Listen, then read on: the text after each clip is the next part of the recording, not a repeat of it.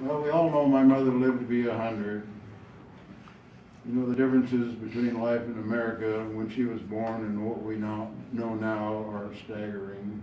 She came along when more people had outhouses than had cars. Still, I'm sure she would have enjoyed having a computer and using the internet if her sight and dexterity had not gotten so bad. She always had a big love of baseball, which she developed because her father once played on a semi-pro team.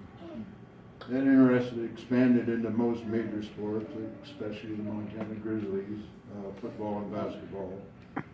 Probably her favorite team was the Lady Grizz. Since she was virtually blind, she tried to follow the Grizz and also the Missoula Osprey with a radio.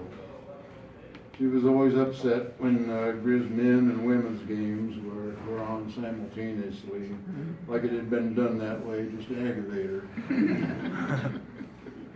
Lacking much vision, she could read only the newspaper's headlines. So when I called her most every day, I'd try to report a few sports highlights like scores or big plays. In other news, she always wanted to know Donald Trump's latest silly moves. I'll miss those phone calls. She was kind to everyone and held an abiding love for almost everyone, especially her 4 children.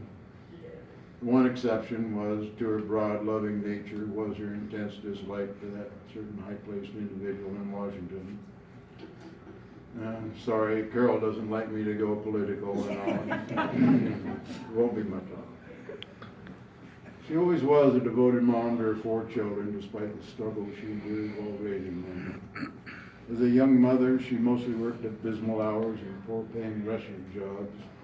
Hours like 7 p.m. to 3 in the morning. She did whatever it took to support her kids. She continually denied herself any privileges or extras so that she could provide enough for her children. I suppose she and we, her children, fell into that category of the working poor, yet she also had a lot of pride. In preparing her obituary, I looked through a journal of probably 60 to 75 pages. There might have been more, they're kind of numbered funny, but this journal that she wrote over several weeks around her 70th